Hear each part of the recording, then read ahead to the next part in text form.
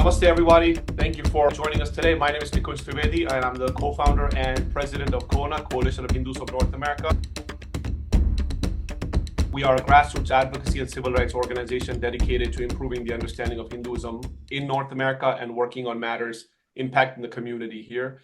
And as you are very well aware, today's session is on the Indian Muslim voices around the issues going on within India about the Ram Mandir. Recently, as you may have been aware, there was a massive grand temple dedicated to Sri Rama inaugurated in Bharat, that is India. And it was a big celebration for various types of communities within India itself. But unfortunately, the Western narrative has been very one-sided, painting Muslims pitted against Hindus, and Hindus are the serial oppressors within this particular setting. The challenge there has been that because of the one-sided media narrative, we are seeing that impact happening on the communities in here. Just to give you a small example, on university campuses, when Hindu students were trying to do some bhajans on Sri Rama, they were being attacked on campuses, saying that you are all supporters of these Hindu nationalists, Hindu extremists, and you should not be saying Jai Sri Rama. You should not be doing this because Ram symbolizes this Hindu nationalist, Hindu oppressors and things like that. So this type of discussion is not just in the sort of media, but it's actually impacting young Hindus who are living in America as well as in Canada on the ground. So we thought this was a great opportunity to kind of counter some of those narratives and really hear from people who are on the ground, Indian Muslim voices who have been in this particular dialogue discussing this, and showcase the fact that this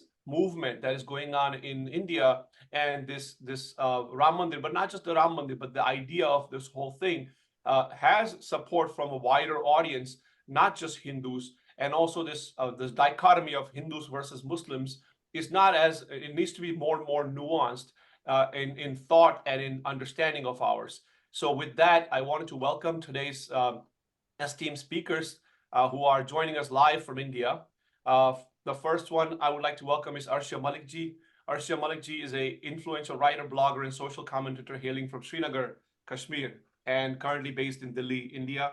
Her areas of expertise and focus include Muslim women's issues and conflict zones in India, with a particular emphasis on the complex dynamics in Kashmir. Alongside her prolific writing career, Arshia ji is a consulting editor for The New Indian and an avid collector of heretic literature for progressive voices of Muslim heritage. She continuously contributes to regularly to Swarajya's News 18 and First Post. And Arshia ji has earned her recognition for insightful commentary on diverse subjects related to Sharia, Muslim women, Islam, and the broader South Asian context. Never one to shy away from tackling thorny issues, Arshia ji's articles have tackled everything from the politics of hijab, Kashmir's unheard majority, modernity and reform in Islam, and triple talaq. We also have Omer Ghazi ji. Omer Ghazi is known for his columns on history, culture, and geopolitics. Professionally working as a research associate at a public policy think tank, he represented India at the Best Diplomat Dubai conference in 2023. He also is a drummer and a rap artist performing under the stage name MC Square. His book, The Cosmic Dance, is a tribute to the confluence of modern science and gems of ancient Indian wisdom. The Australia Today describes him as an Indian Muslim exploring Vedic knowledge and cultural heritage through music. So I want to welcome both the panelists today. Thank you for joining us. Thank you for having us. And with that, I also have Pushpita Prasad ji. Pushpita ji is our Chief Communications Officer, and obviously many of you know Pushpita ji, so no introductions needed for her per se, but between she and I, we will be having a good conversation with both Arshia ji and Omer ji. And just from a logistics perspective, I want to share, if you have any questions, please put them in the Q&A. We will take them towards a little bit later in the webinar. So with that, let's get started. Arshia ji, I will start with you. So describe the atmosphere, right? A couple of weeks ago when we had this inauguration in Ram Mandir, we were seeing different types of videos coming out on social media and different things. So how were you and others who are from the Muslim community kind of reacting to the situation? First, let's start there.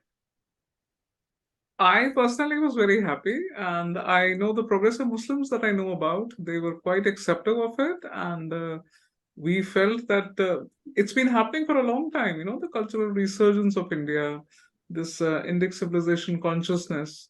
So naturally, we were very happy about it. I happen to be based in the NCR region, and the festivities were there, and the whole nation was celebrating. Surprisingly, since my family is back home in Srinagar, they were quite happy about it too, and they could feel the festivities in the air there as well. So, and I'm constantly in touch with progressive Muslims. They were quite very happy about it. But then I keep a watch on the cabal, and that's where my focus is. Naturally, I was waiting for the articles to come out. I was waiting for the dog whistling and other things, the Muslim genocide in India. So that was also there. That was Yeah, also yeah, there. no, of course. Omarji, what about you? Like I know, as someone who's writing about this topic for a while as well, and about Bharat's ancient wisdom and stuff. What are your thoughts, initial thoughts, before we get into some of the more deeper issues? I believe the Pran Pratishtha ceremony, the festivities around it was absolutely, everywhere to be seen. Whether it's on the roads, there are people.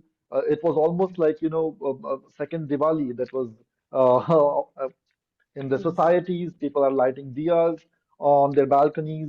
There are lights and everything. People are celebrating because, of course, the wait was quite long, and no amount of festivities could justify, because for centuries and centuries something had been going on with no solution in sight.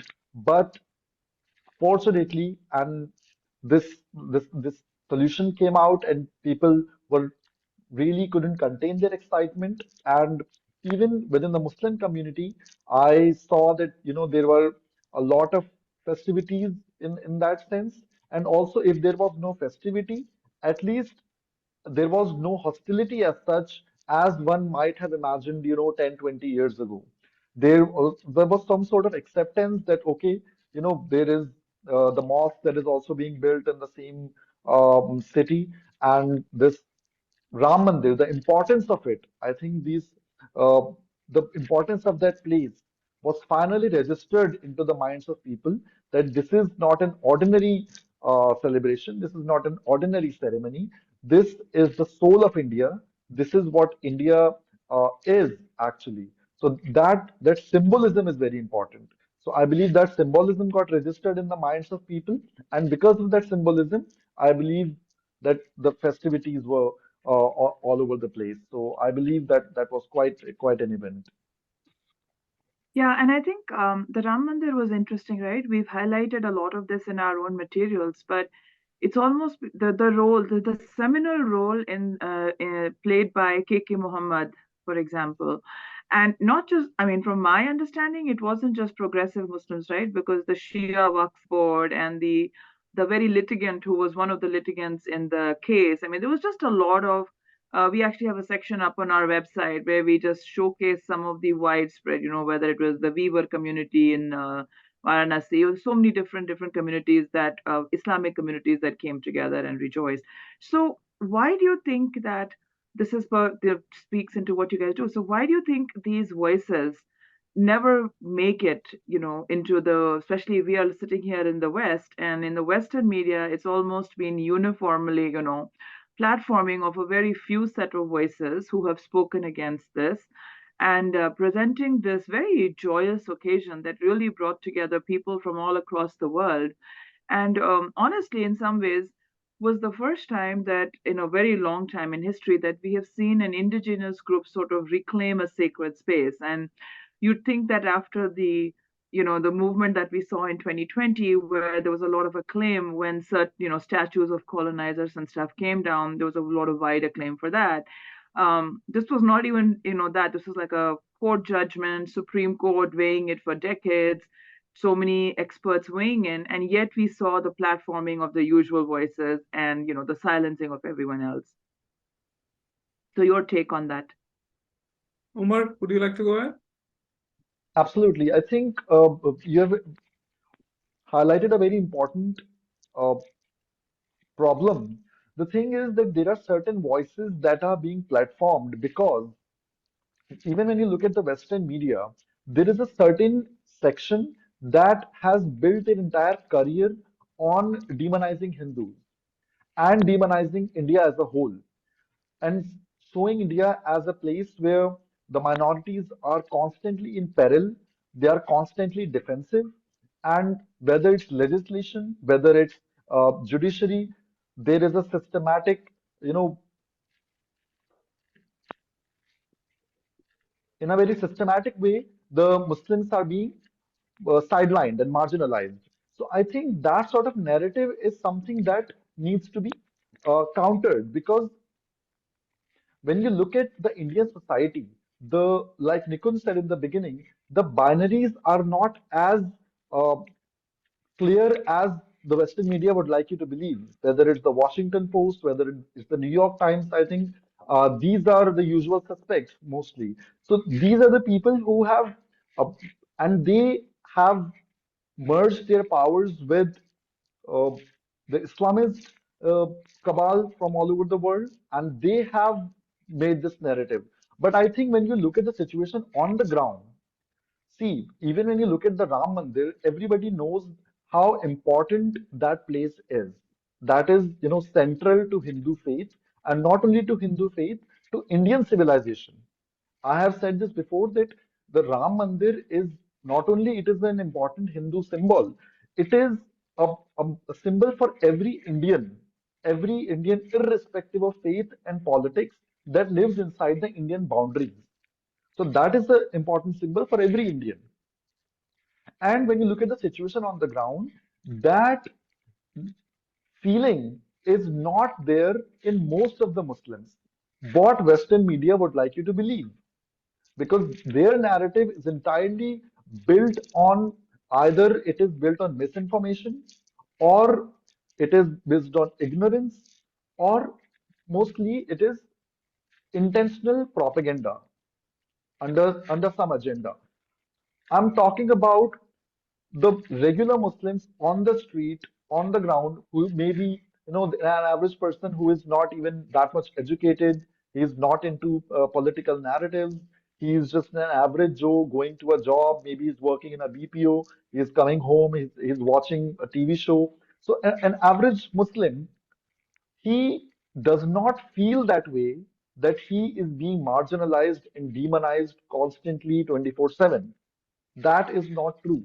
And I think that needs to, and these voices, they are not given the platform because even within India, that globalist leftist cabal, that Islamist, nexus, they actually, even today, they on the print media, they have a lot of power. And it does not suit them that an average Muslim is uh, you know vocal on these platforms.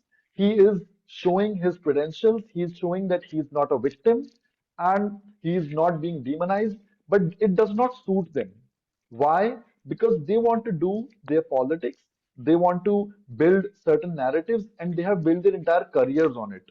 I don't know how much commerce, how much money is behind this. I'm not aware of that, but there surely is a strategic uh, attempt to demonize India in that way. So bringing coming back to what Pushpita was saying, that these voices should come forward, and it's there is not a dearth of voices. There are no exceptions. Of course, a lot of Muslims, who have gone into the camp of this globalist, media narratives, that's a large chunk.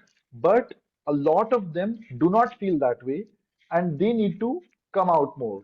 So I think that is where the vacuum is, and that vacuum, they take advantage of that vacuum. A lot of these Western media outlets. So that's what I strongly feel about.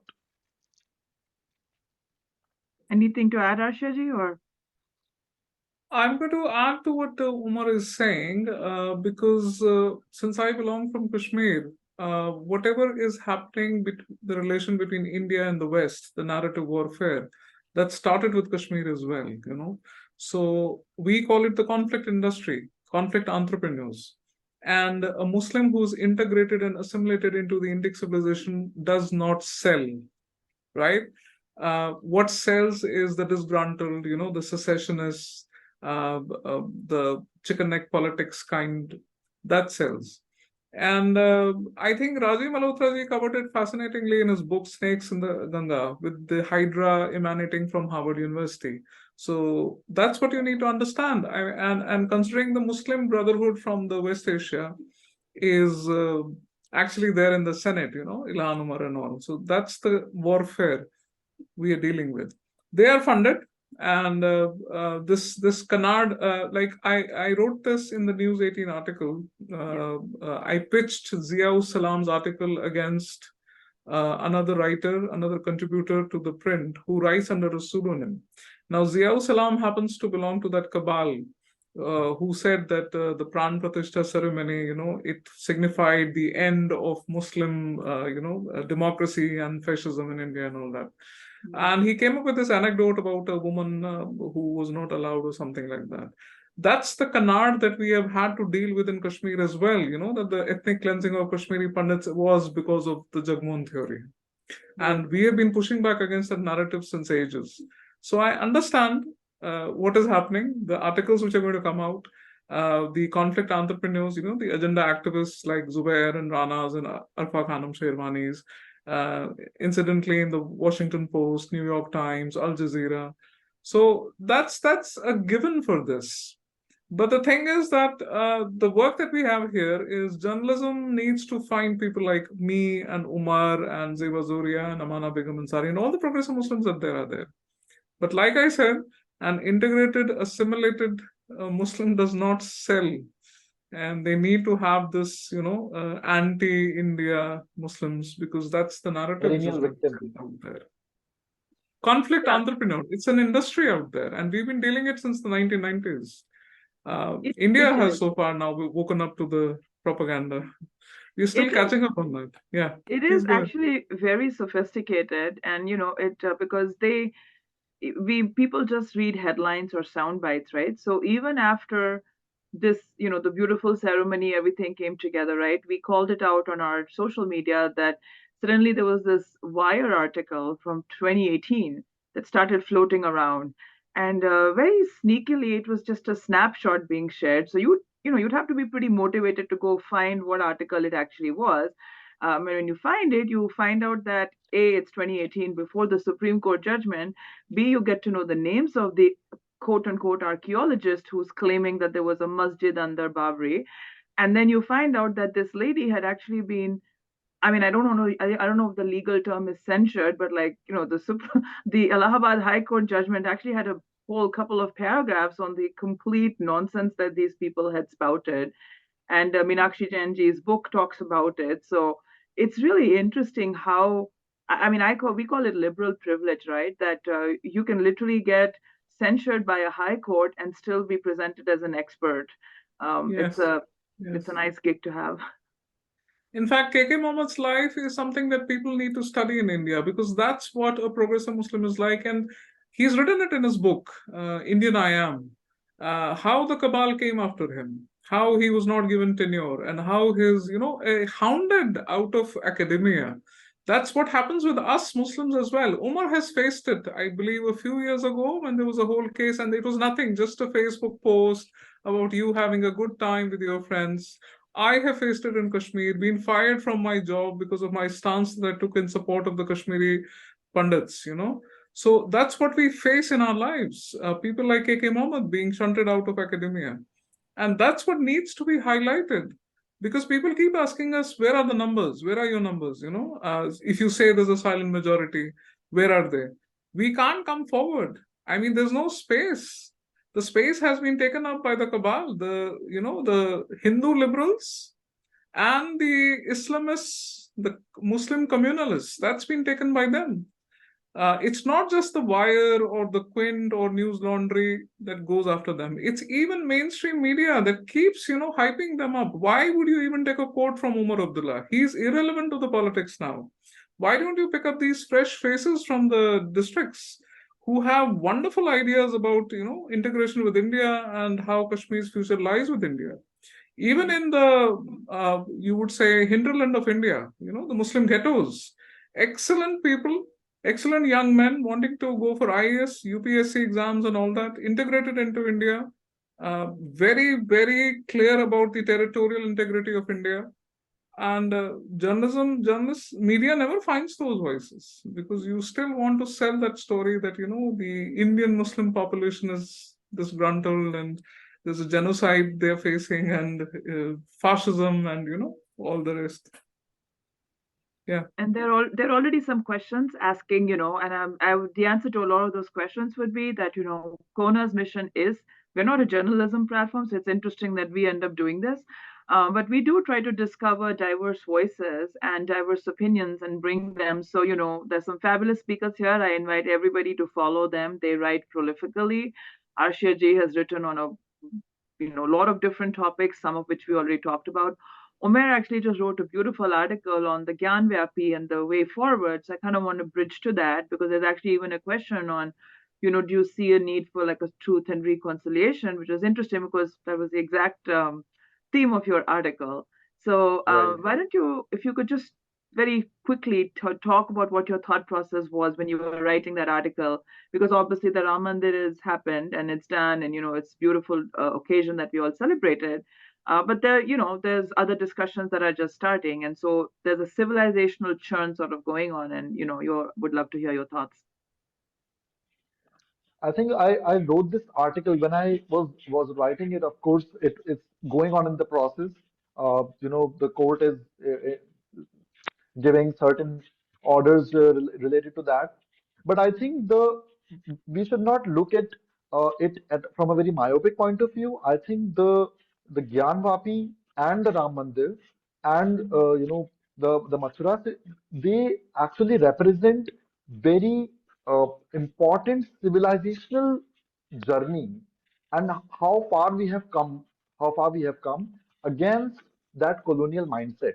I think that is very important because when you looking at it from their perspective, when you attack a certain civilization, you want to destroy some of their most important symbols because that creates a psychological impact also. It's not just, of course, it's an edify, it's an important building, but apart from being just a building, it has a psychological value as well in the minds of millions and millions and billions of people and how close it is to their heart.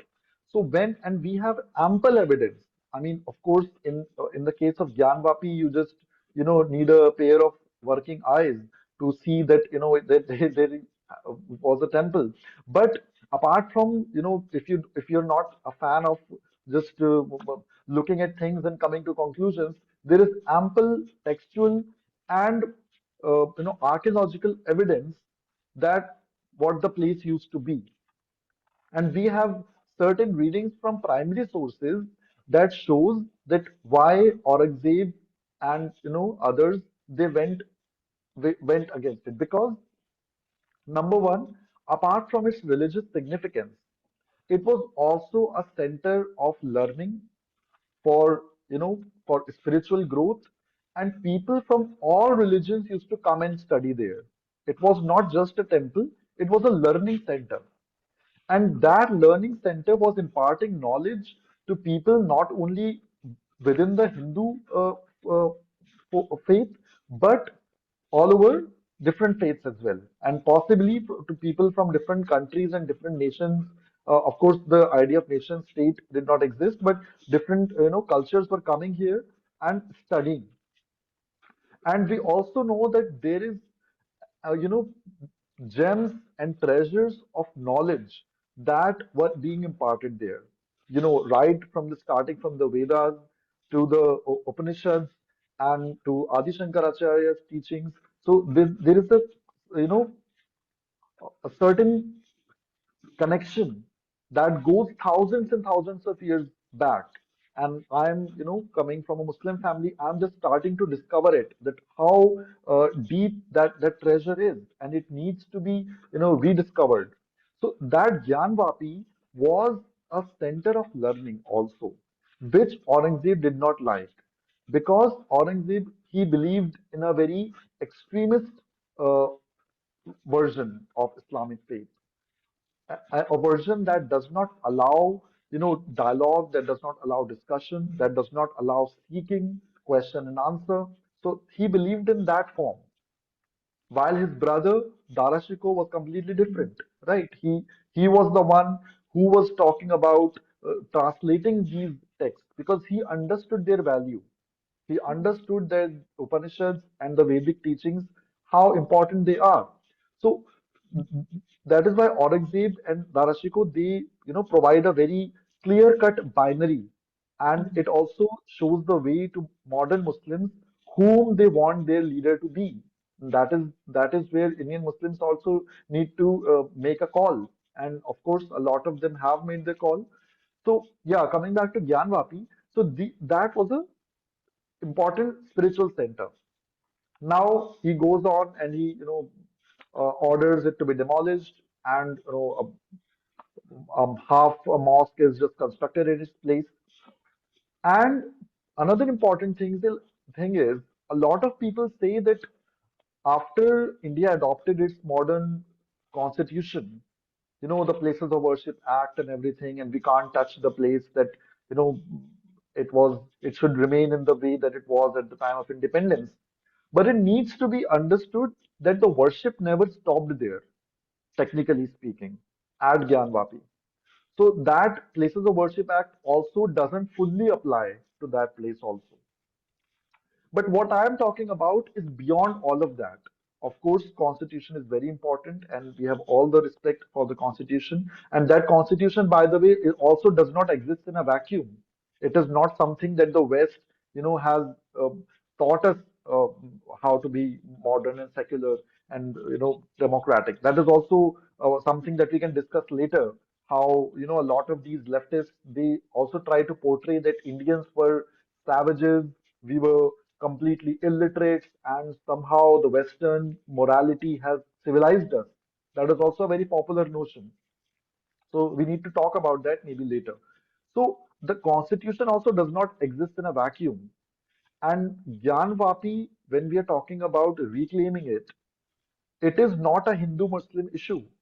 I do not see it as a Hindu Muslim issue at all. It is being made out by the Hindu liberals and the Western media and the Islamist voices, these three people. But I, for one, and a lot of Muslims like me, they do not see it as a Hindu Muslim issue. And we see it as a reclamation of what was Indian, what was Indic by its very nature, by its very soul. And that is, again, reclaiming it also has a very deep psychological impact that we stand for. And like Pushpita said in the beginning, this is a resurgence of indigenous culture growing back and claiming what has been snatched away from it. And we are not talking about everything that has been done throughout the country. Maybe that is a separate discussion, but at least these three places which are absolutely central and absolutely fundamental, I think they should be they should be reclaimed for what they are. And that is what my thought process was when I wrote the article that Pushpita was talking about. Yeah, I think you've touched on so many important things.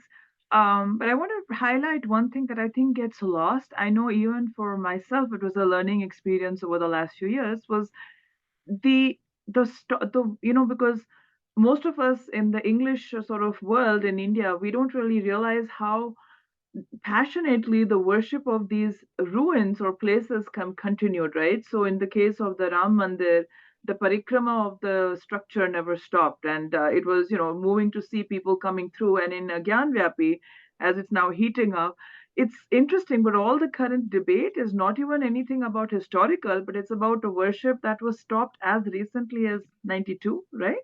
92 or 93. So it's Right. amazing that forget history from centuries ago. There's so much ignorance about something that happened like 20 years ago.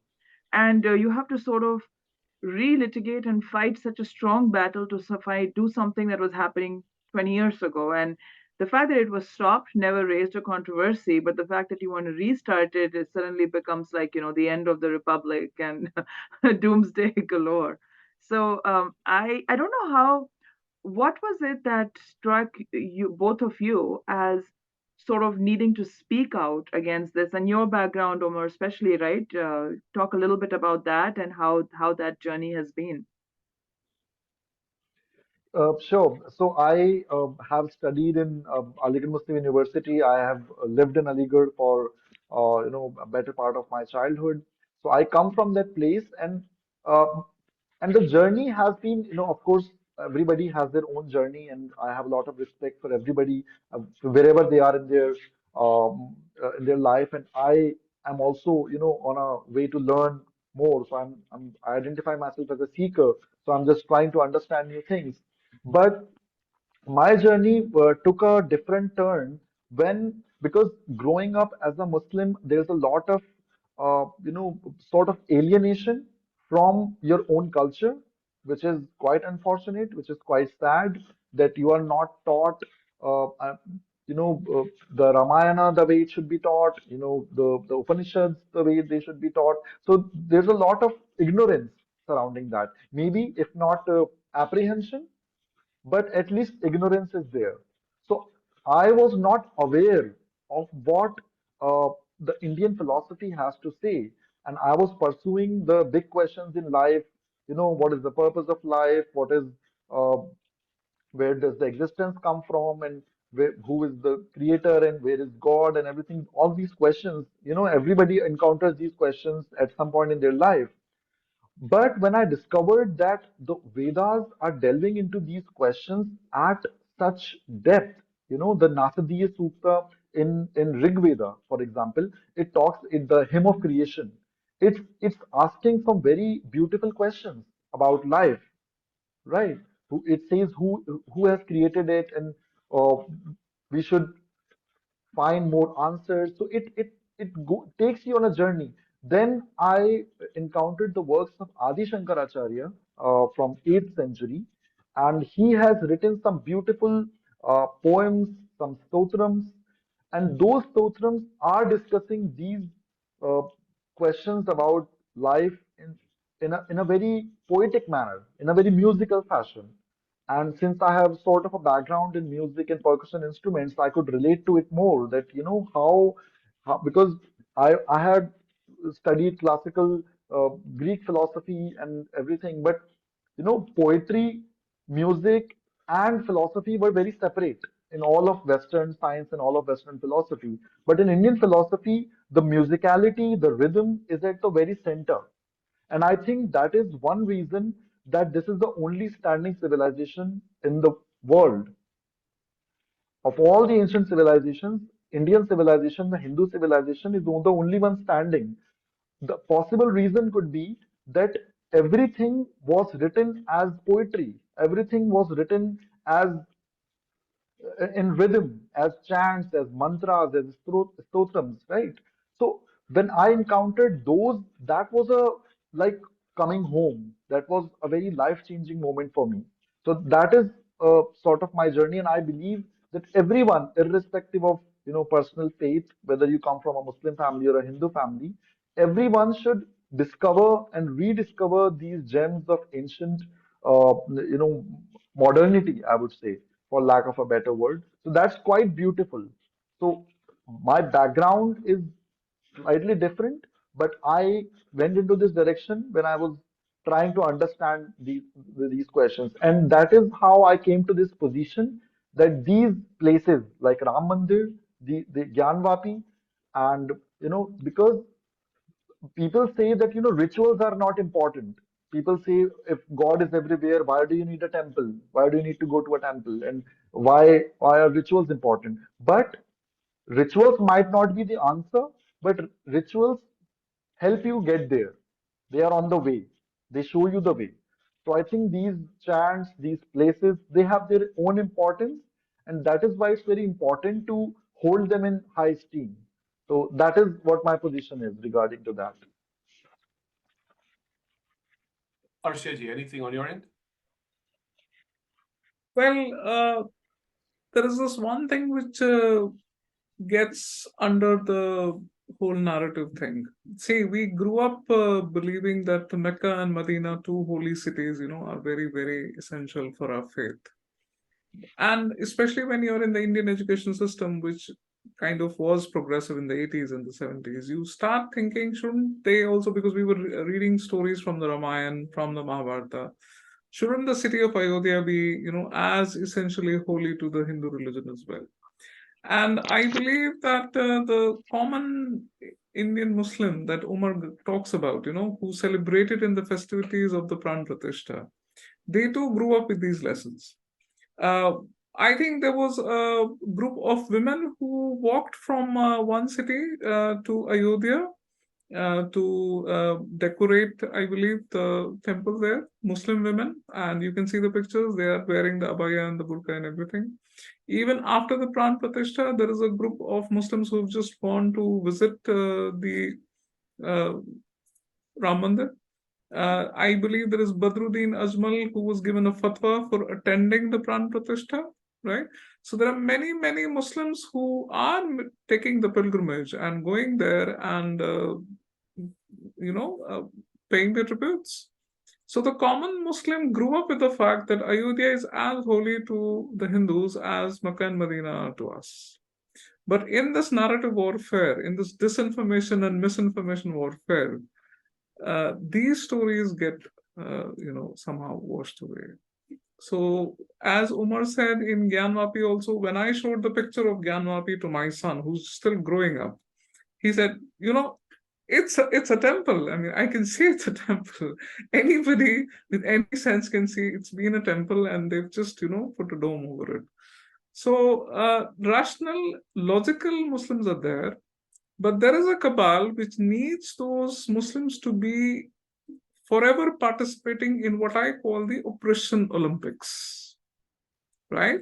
The victimhood narrative, because the victimhood is what is giving them their careers.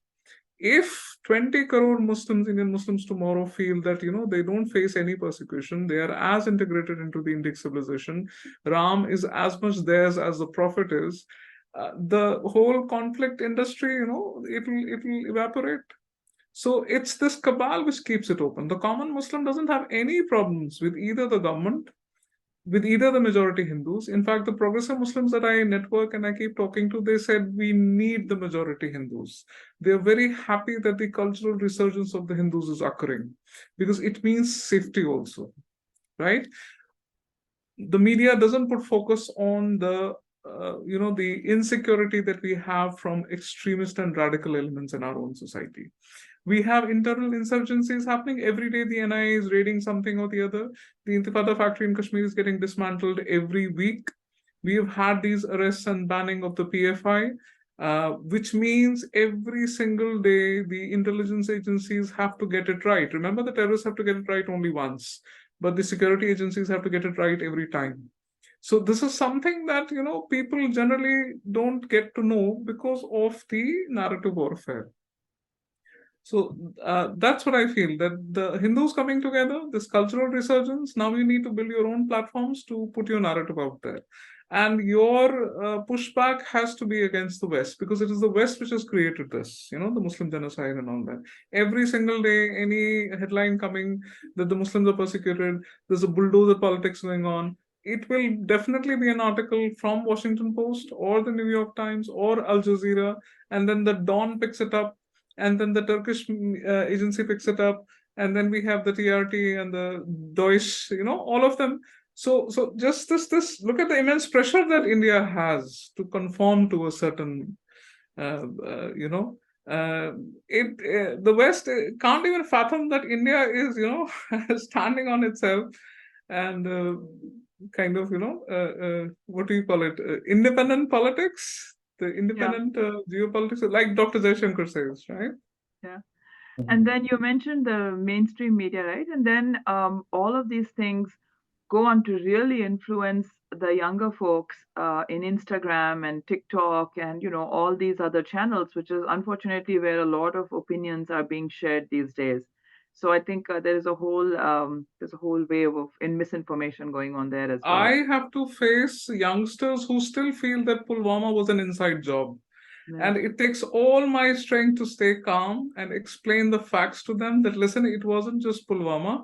10 days later, there was another plot which was foiled, which didn't make it so much into the mainstream media because, and we lost our Jawans there, Right. Major Dondial was there. Just 10 days later, how could you even say that it's an inside job? And these are Delhi University pass outs. Yeah. So these are our own internal, what would you call it? Revisions. So Yeah. that's what we have to deal with, but we'll take care of it because the country is secure. It's the Western, the agenda activists from the West. Basically, one of them has fled to it. I believe she was working for Washington Post, and the government let her go. But she's been, you know it better. You people might know it better what she's doing there. And Well, For example, welcome to our yeah, world, and I'll just Umar, put go in a ahead. You wanted to plug-in. say something, Umar? No, I was just going to put in a plug-in for CoHNA in this point because a lot of people are asking how to find the stuff out, and this is the biggest problem we face, that even people who are passionate on the topic, whatever background they come from, they literally don't get to know because there is such a uniform narrative in the media, and in violation of every principle of journalism, only one side is given a voice. So that was the whole point of CoHNA. Is so I would just say everybody join us on at least one social channel, sign up for our newsletter, of course, support and help us grow. But Omer, over to you, and I think Nikunj has a question after that. yeah, I was just adding up to what Arshia we was talking about Pulwama. So I said that, for example, even Pakistan admits that 26/11 was, they did it. And a lot of people within India are convinced that, it was an inside job and RSS did it or whatever. So these are, and a lot of people from Hindu faith, and, that's where the problem comes in. An average Muslim looks at them and like, okay, if they're saying it, it might be true. I don't know. So that creates a problem. But yeah, so yeah, Nikunj was saying something. No, no, and this is I'm coming back to the idea of this. I grew up in Ahmedabad. Okay, so I came here when I was 15 years old, and I had friends who were Muslims, and we celebrated Holi and Diwali and different festivals together, and there was no problem, right? There was never an issue saying, hey, why are we celebrating this? This is not a Muslim festival, etc. And there are a lot of classical. If you look at the classical music, coming back to your point, Omar, is if you look at classical Indian music, right, there are a lot of gharanas and a lot of like different places where Indian Muslims are very, very prominent and they are respected by across the board. So it's not like, oh my God, a Muslim is playing the sitar and I'm not going to go. I mean, you have the household names that you all aware. So I think that part is the nuance that is lost in this narrative because so India is a very different country than the Western binaries. There's this sort of like bad versus good, and this versus the oppressor versus oppressed, etc. This idea is very different in India than it is in the Western world, and I think the narrative doesn't fit well when it comes to Indian civilization, and that's the reason there's a continuous attack on the civilization, and this need from the Western side of the world to save India, right? That, oh, we're going to give you the solution. We're going to give you the solution to democracy because clearly you can't handle your democracy. It's a powder keg of problems. It's a powder keg of communal clashes, religious clashes, this clash, that economic clash, etc. And so as Arshia ji mentioned about Rajiv ji, his first book, Breaking India, really talks about this also. But my question actually comes back to the point. It's a very personal question to both of you that was asked by someone. And I'm sure, like when you are speaking up on these topics, are you really practicing Muslims? People ask you that question. Are you really Muslims, or are you like some agents of the Hindu right-wing government or things like that? And what kind of backlash have you faced, and how do you address that? Umar, go ahead. Yeah, sure. Okay, so I think the question has come my way, and of course Arshari's way, many times in our lives because we Scores have of been vocal. times. Yeah, so quite a few times. But I think the answer is really simple. See, no one else within the Muslim community or outside of the Muslim community has any right to tell anybody else whether you're a true Muslim or not. So the Hmm. problem is that that is what our fight is all about. Hmm. For example, a radical Muslim, why is he radical? He's radical because he has a habit of pointing finger at everybody that you are not a true Muslim. That problem is very much prominent in Pakistan, for example. They don't accept the Ahmadiyas as true Muslims. They Hmm. have this whole habit that, if you have to have a passport, you have to declare that you don't consider them as Muslims, right? The Sunni does not consider Shia to be true Muslims, and the Deobandi does not consider Barelvi as true Muslims, right? So the whole fight that we have is against this mindset as a whole, that Hmm. anybody else has a right to tell you that you are a Muslim or not. I come from a Muslim family. I have utmost respect for the belief system that people have in my family and my culture, and I have no problem in saying that yes, I am an Indian Muslim. I'm an Indic Muslim if you want to go that way. But yes, I'm an Indian Muslim, and I reserve that right. Even what is my personal connection with the divine is something very, very personal. How I choose to connect with God, with Allah, with any other form of energy, through Indian spirituality. Maybe I'm connecting through some different yogic practices. For all you know, you don't know what I do to connect. Maybe I'm connecting to the divine through my music. I play drums.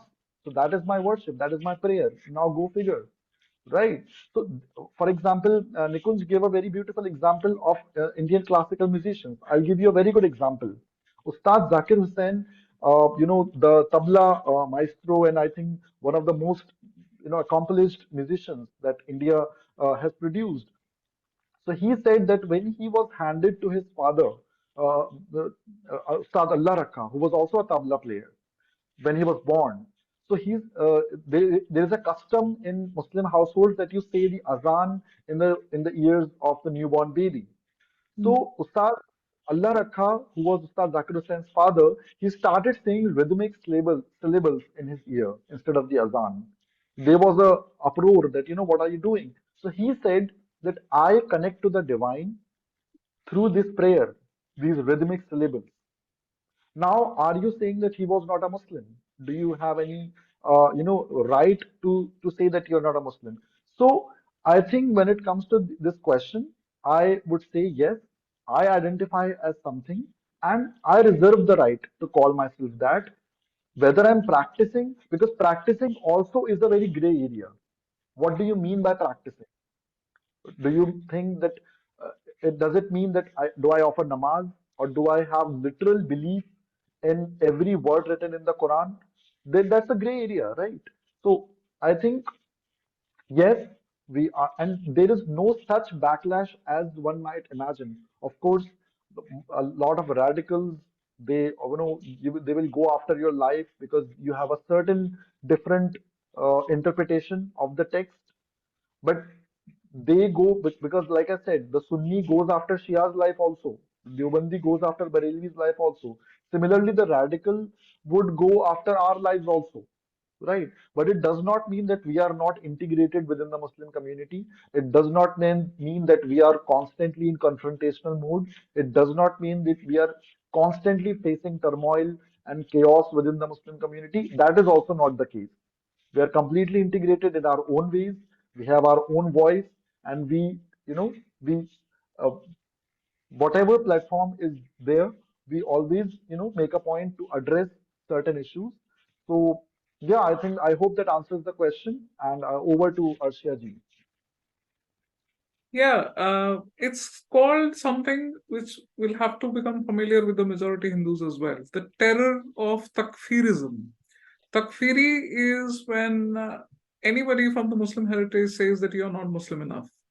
Even if I believe in the five tenets, the five pillars of Islam, I am still going to be takfirid, that I'm not Muslim enough. Why? Because I am questioning certain things. I'm questioning regressive practices in Islam. I am a woman. Remember, I'm not supposed to be seen or heard. So, because for the very fact that I'm writing, I'm speaking, I am not Muslim enough for anybody. So Umar is right, they keep cancelling each other out. The Wahhabis cancel the Salafis cancel the Deobandis are cancelling the Barelvis, right? And the Ahmadis are already cancelled. The Sunnis cancel out the Shias are cancelling out the Sunnis. They don't even agree on all the 70 plus sects that have developed since 632 AD when the Prophet died. So this takfirism has been going on there. It has today. Turkish authors give a kind of excuse that the roots of takfirism are in the Abbasid dynasty, and there was a Caliph Mullah alliance, and that's how the Hadith was ossified and all that. That is all revisionism going on.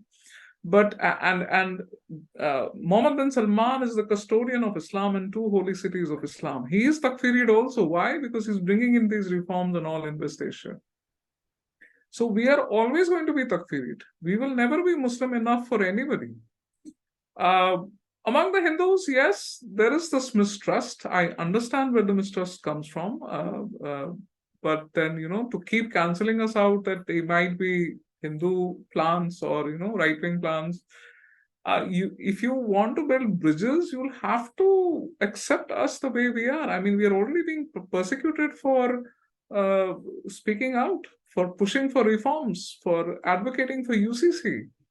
And if this mistrust keeps happening, and we have this pet term which is thrown in our faces, that al-taqiyya, not even knowing the definition of al-taqiyya or what it is, how are you going to build bridges otherwise, right?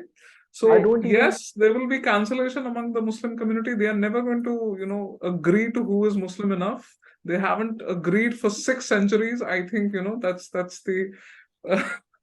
So it's better that we go forward now with the Indic Muslims who are already integrated and assimilated and who are willing to, fight for a united India. So Arshia ji, your answer had the perfect bridge into my next question, which was UCC, right? So it's never a dull moment in this civilizational battle. So UCC, what's your for the benefit of our listeners, what is it and why is it controversial, right? We all live in the West. We all live by one civil code. I mean, I'm a minority here. I don't have any special laws that govern, how I get married, divorced, inheritance, etc. I've never thought that was a reason for me to feel persecuted. I never thought there's a need for me to have any special laws. I have full freedom to practice my religion, which I do. So why is the fact that, we live in countries which have, for the lack of, to use the same word, a universal civil code, why does it become controversial when India talks about it? I'm going to clear 2 things for the audience. First of all, the criminal law for every Indian citizen is the same. The law gets deferred only in family matters: marriage, divorce, inheritance, and custody of children, adoption for the Muslims, right? Otherwise, criminal law is the same for all citizens of India. Secondly, this is something that Kushal Mehra said in the podcast that when he was interviewing me. Even if tomorrow we say that the Hindu Marriage Act or the Hindu Code of Bill should be, afforded to the Muslim women also, there will be a hue and cry. Even if we do not talk about UCC, even if we say just that the Muslim women are tomorrow going to come under the Hindu Code Bill, there will be writing on the streets. The Shariat Act 1937, it's just a 4-page document. Okay, it's just a declaration that during British India, that Indian Muslims of that time, they will be governed by Sharia law. There is no welfarist objective mentioned in that paper. Nothing. The Scheduled Caste, Scheduled Tribe law, it does mention what are the benefits, the objectives, and the welfare that will be, meant for the Scheduled Caste and the Scheduled Tribes. In the Shariat Act, there's nothing. So that is what you see as resistance. Family, inheritance, that the daughter should get the same share as the brother, as the son, and that we should be allowed to adopt, that we do have the right to divorce, but then, Muslim men always find a way to navigate through those. The Shah Bano case is one of them, right? The Shaira Bano case after many decades, again, is the same thing, which is why the Indian women got together to abolish the triple talaq thing. So that's the resistance there. So these are two things you need to be clear about, that even if tomorrow the Hindu code bill is extended to the Muslim women, there will be rioting in the streets amongst the Muslims. And secondly, UCC would bring us on par with all others. The Muslim women are the most backward for it. I mean, Sajal Committee report is there. The Muslims are backward. Forget what the cabal says. The cabal keeps pointing it out that the Hindu majority is responsible for it. No, they are not responsible for it. I mean, I cross Shaheen Bagh every day. I see a brood of children with a burqa-clad woman. Of course, she's taking them for tuition. She's taking them to the cricket academy. But they had such a big protest there. They couldn't have protested for a fertility clinic or certain other measures to be there. So that's the thing that the UCC could change. I'll bridge it with the abrogation of Article 370 and Article 35A. Article 35A was discriminatory against Kashmiri women. If I had, for example, married somebody who was not a state subject, I would lose my inheritance. And they were perfectly fine with it, had Article 35A not been abolished, nullified. And today, the Kashmiri women, whether they marry outside or not, they're going to get equal inheritance. So that is one thing that it did. Same goes for Article 370. This narrative was there that it is basically for integration into the Indian Constitution, but there was a completely opposite thing happening. The othering of the community, this special status thing, this myth that they had, surrounded around it, making it so sentimental and emotional for the people that they didn't even want to face the facts. It's actually discriminatory against Kashmiri women. It's discriminating and marginalizing the scheduled caste, scheduled tribe. It is discriminating against the West Pakistan refugees who still haven't been granted any state subject since 77 years. It was discriminating against the Valmiki community. And so many things which were happening there. A certain political dynasty, an elite upper caste Muslims were dominating the whole scene. And in India, they call them Pasmandas. There we have a caste system in Kashmir. They are the lower caste. They were just becoming cannon fodder for the Intifada factory to be killed. Whereas none of the upper class were ever found to be among the dead or the terrorists or anybody. So that's what the UCC aims to do. I mean, universal, that's what it is, right? But you can't have the selectivism that, okay, criminal law is the same for everybody, but inheritance and family and marriage will be different as per our, religious laws. Like I said, you just extend the Hindu code marriage, the Hindu code bill to the Muslim women, there's going to be resistance. They're going to come out on the streets for that. So I have a question. Is the Hindu code is also, you're talking about the laws that were introduced in the 50s, right?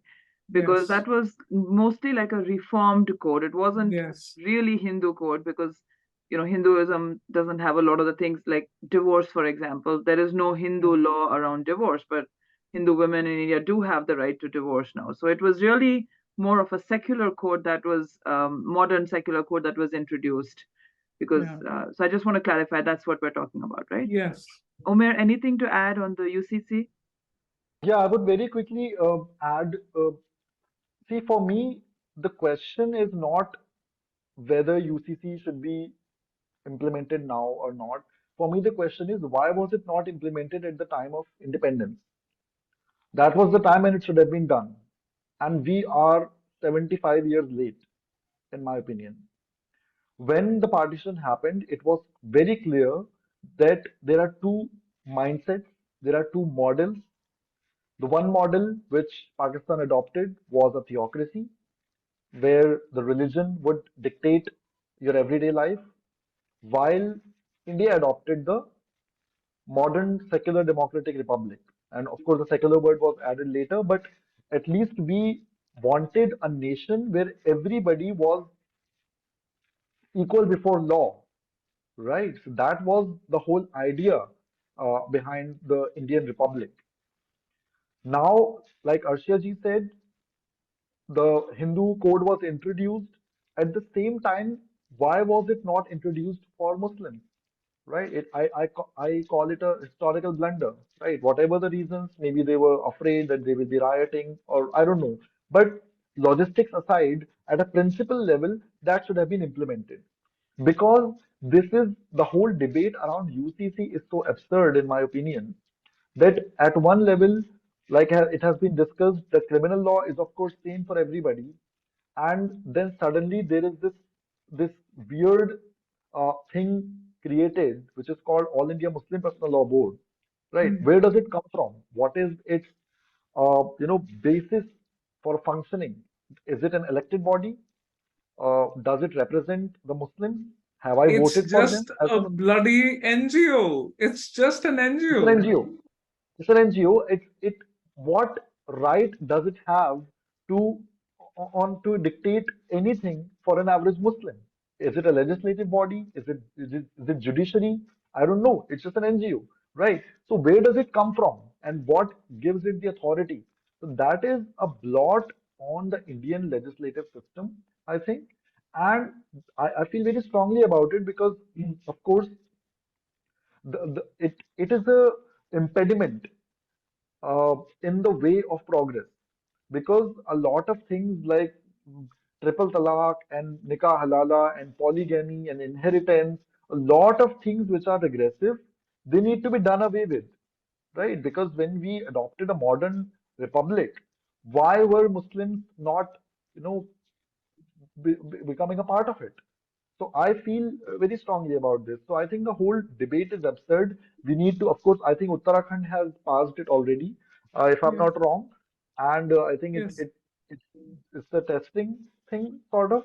But I believe this should be applied as soon as possible, so that everybody should at least come on an even playing ground.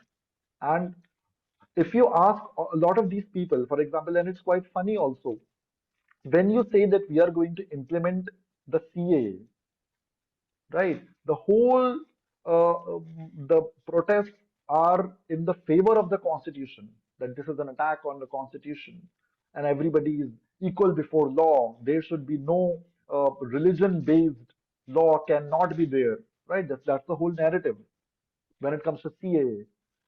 And next day, if you announce you're implementing UCC, then the same secularism, the same constitution is an attack on your identity, on your religion, on your religious identity. Overnight, I cracked the joke recently that the government should announce they're implementing CAA. When the whole protest comes out overnight, next day they should announce we are actually implementing UCC, not CAA right now. So they will not get time.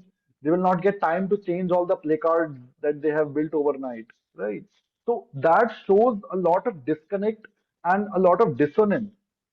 I don't know if they realize it themselves or not, but there is a lot of dissonance in how you approach CAA and how you approach UCC.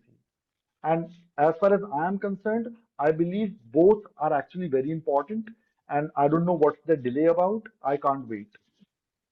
Let me link it to something that happened in Kashmir as well. When you say that, they don't understand CA, they haven't actually read it, that there's nothing anti-Muslim in it. It's the same that Kashmir had for the UN resolutions. While we were growing up, we kept hearing that the UN resolutions solve it according to the UN resolutions. And I believe there's a nice video out there of Christine Fair, putting down a Fulbright scholar from Pakistan who didn't happen to be very bright, when she told him that you haven't actually read the UN resolution. The first part of the UN resolution says that Pakistan has to vacate all occupied territories, right?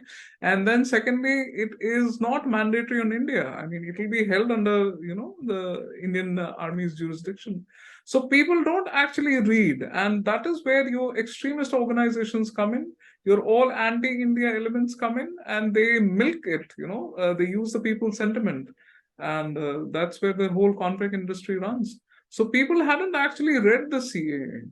I don't think they've actually understood what draft the Uttarakhand government has brought in, because it is very progressive. It is ending all polygamy, and it's not just pertaining to Muslims. Polygamy among Hindus is also, banned there. They'll be persecuted for it. That's the whole But then point they here. don't read, and they always refer to the cabal. That would be the Wire, the Quint, the News Laundry, Scroll, and all, etc. And all these influencers on social media, the agenda activists, they are being funded. We know they are being funded. The common people do not know. And that's where the whole narrative warfare starts. And then we are back at you in North America, Washington Post and New York Times. That's how it's happening. I Well, think Rajiv, we nailed it well. yeah, during Everybody should be CAA, reading that book, Snakes in the Ganga. During CAA, there was that famous video, right, where I think was it Farhan Akhtar who was asked why he was protesting, and he had, oh, like, I haven't read it, I don't know why, but everyone's here, so I'm But then here. everybody's here. That's it. That's the thing. Since That everybody's was doing the it, most of them, I think. So I think So, I think we are at the hour, so yeah, we can just exactly. go through a few of the questions. I mean, we could talk forever because Yeah. this is so much to uncover. We haven't even touched on CAA, which just overnight I think they said they're starting to implement. So whole different discussion. And something again, just for the benefit of our viewers, please do check out our website. We actually have detailed information on CAA, on Ram Mandir, on a lot of different issues that you probably don't really know how to address because the narrative is so one-sided. And that's kind of the role we like to play, is that we look at a lot of information, we do our research, and we make sure that most of it is primary research or primary links that we're just curating and offering to you with a little bit of analysis, so it's very easily available. So please do check it out and use it. Nikunj, you had some questions? No, one of the questions was actually how can North American Hindus and even Indian Muslims living over here help you guys? Like, how do we amplify the voices? Do you have a media? Do you have plans for a media house? Anything like that to amplify the voices and your narrative on whether it's physically in the US or through some media outlets, etc. Same I what you're believe, doing today. Yeah, Omer, yeah, go ahead. exactly. Go ahead. Yeah, exactly. That's what I was saying. I think that is the way, because uh, the conversation should start somewhere, right? And like I said, there is no dearth of people like us also. We are not some exotic species, some exotic exceptions there, right? They, they it exists, but the problem is that the conversation doesn't start and no one is ready to take the first step and to bring it into the mainstream media. That's where I would like, people like us to be. That's what I would like. Even if it is not me, maybe someone like me, someone from, even younger perhaps. So on platforms that make the cut to the maximum people, to millions of people who where the narrative formation is happening. So what we do is we try to put it out as much as possible, whatever is in our limited capacity. Whether, for example, Arshia ji, she writes for News 18, she writes for First Post. I have also been an contributor to First Post for a long time and for News 18 and Heartland analyst and different. I have written for Hindi portals also like Dainik Jagran and all. So I make it a point to get that message across. What Hindus and what Muslims in North America, what they can do is, maybe if they have some organization, if they have some platform, they can, search for voices like that on Twitter, for example. They can invite to, write a piece on something and then circulate it in their WhatsApp circles. So that is, because we are on the same boat, right? We are on the same boat and we need to get the message across to as much people as possible. And I think in today's time, especially after COVID, after Zoom and everything and social media, it has become a little bit easier than it was 10 years ago. So I think we need to use the portals to our benefit and counter it in the mainstream media. I think that is where the narrative formation is happening, and these type of organizations like yours, for example, is doing good work. I think to build conversation, to build bridges, and these type of organizations I think are very important. So I think that is what is needed. I'm going to add to that. Exactly what you're doing, there in North America, Canada, you have Asra Nomani, your biggest ally. She's just written a book, Woke Army, the Red Green Alliance, something that we face here in India as well. The Hindu liberals, right? The left liberal, Jamaat that we call it, and the Islamists. So this alliance that they have of breaking India apart, which is there in North America as well, she is a great ally. If you connect her with Muslims like us, and then you have this platform where the coalition of Hindus also comes in, that is how you present a formidable front and across continents. So exactly what you're doing, but on a much more larger scale. That's the solution for it. Like Omer Yeah, said, 10 years ago, this was not possible. And now you can make full use of technology that you have. The time is now. Pran Pratishtha has happened. Ram Mandir is built. And this is the time to take, otherwise you lose the window of opportunity. yeah, no, I fully agree. And last year in our advocacy day in Washington, D.C., we had Ashra ji actually come and speak. So yeah, it's a great, she's a great person, and had a great time with her and her narrative on this topic. There are different Western equivalents that we face in the US and in Canada, so she's very well aware of that. So thank you for that. And I do agree that we need to make sure that you are invited to multiple events and continued forums, whether it's online, physically, writing articles, etc. So we are really looking forward to having you and others like you in this space. Pushpita, anything else you want to add before we wrap up? No, I was scanning through the questions. I think we answered the question, right? How do we help identify progressive Muslims from some of the louder voices that get platformed? I think we answered it, or because that's coming up persistently. The progressive Muslims are going to be persecuted. They will be persecuted. They won't find any space on the TV channels. They won't be invited. They won't be given space in the media. It's just a few brave people who do that. For example, first post, Abhijit Mazumdar, I think, introduced me and Omer. Aarti Tikku runs the New Indian. She's been very brave about it, single-handedly dismantling the Intifada factory from the inside.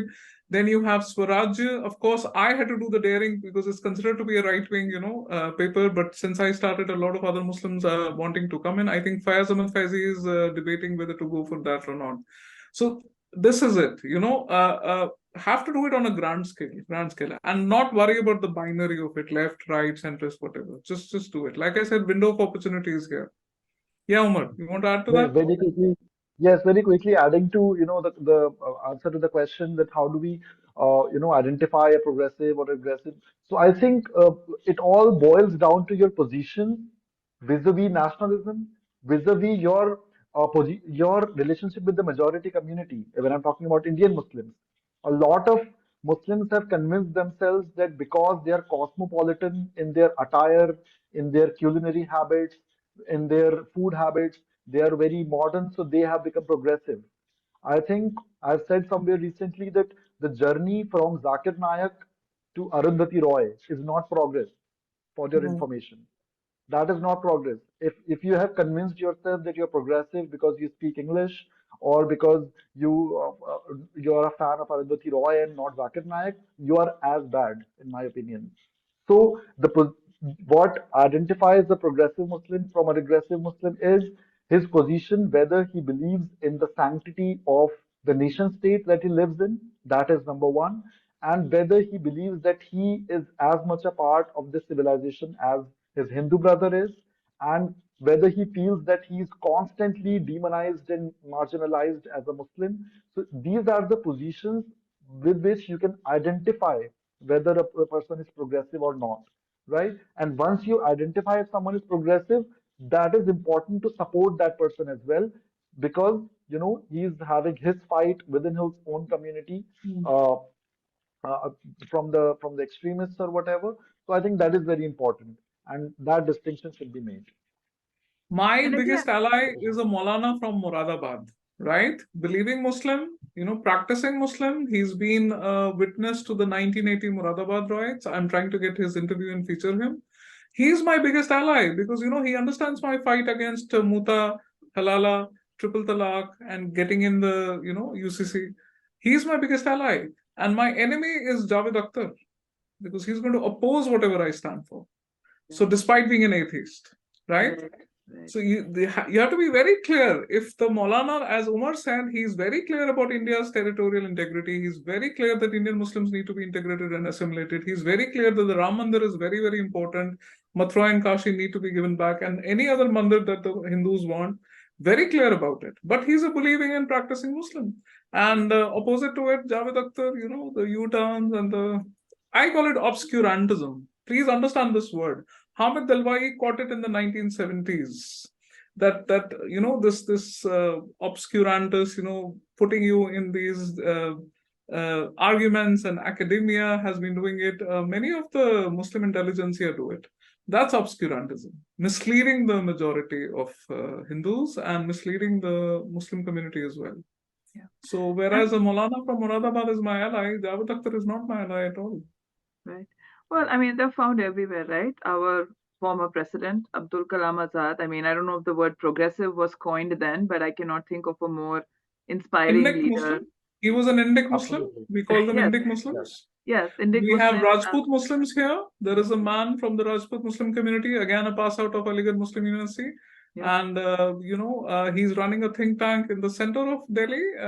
It's called the Narendra Modi think tank. It's based on all of the Man Ki Baat and everything. I doubt the Prime Minister knows that it exists.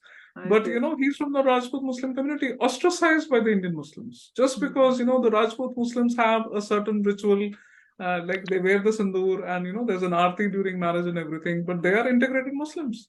So this is something that I want to say on your platform.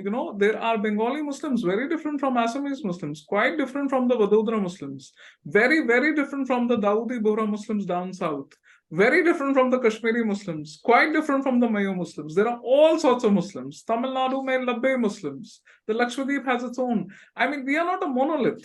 We are scores and scores of kinds of Muslims. Agnostics, atheists, liberals, cultural Muslims, believing Muslims. And what has happened is that certain few voices have been given this face. Like Owaisi seems to represent us. He doesn't represent me. He doesn't represent scores of people like me. I haven't elected him. He's not elected. Nobody votes for his party. They haven't even been able to open an account in the elections. But why do you keep insisting that he speaks for 20 crore Muslims? Same goes for the other cabal. So people will have to get out of it and then identify the progressive Muslims. That's how you do that, like Omer said, Yeah. Well, I think the questions could keep coming and the dialogue could keep going, but we are 15 minutes over the hour. So I think just to be respectful of the audience's time, and also it's very late for Arshia ji and Omer. They are in Bharat. So it's, I guess, approaching midnight. So very much appreciate the time and engagement that everybody has shown. And, again, this is an ongoing conversation. We would love to have you all back. We ask everybody to take it upon themselves to go follow these wonderful speakers. They are on X, formerly Twitter. You can Google them and find them. You can Google us and find us if you haven't already found us and connected with us. And please support all of us, because as we talked about, the mainstream media is not going to do this for us. We all have to work together and carve out this space for ourselves, wherever we are, whether it's on social media and in the world of journalism, as Arshia ji and Omer are doing, as CoHNA is doing in the world of advocacy, or for each of you, in your workplace, your kids' school, your community, your Rotary clubs, your city councils. I mean, you have to speak up, and you have to do the work. You have to understand the topic, which way we help you, but you have to speak up and do the work for yourself. That is the message, I think, of every faith, is do your work and help yourself. So on that note, we will end today's session. Thank you, everybody, for joining, and namaste. Thank you, Nikunji. Thank you, Pushpita ji. Thank you. Great to have you, Nikunj Umar. and Pushpita. Very proud to share the screen with you, Umar. Thank you so much. The honor is all mine, and thank you, Pushpita and Nikunj, for being such good. It was such an engaging conversation, and I think the only way towards truth and reconciliation is the dialogue. So thank you for taking the initiative, and thank you for having us. Namaste, everyone. More of this, Yeah. this, as So we much look as you forward to can, on a we look grand forward- scale. Yes, we look forward to Absolutely. it. We'll share some ideas with both of you offline on these things. So look forward to working with you guys closely. Thank you. Namaste. Perfect.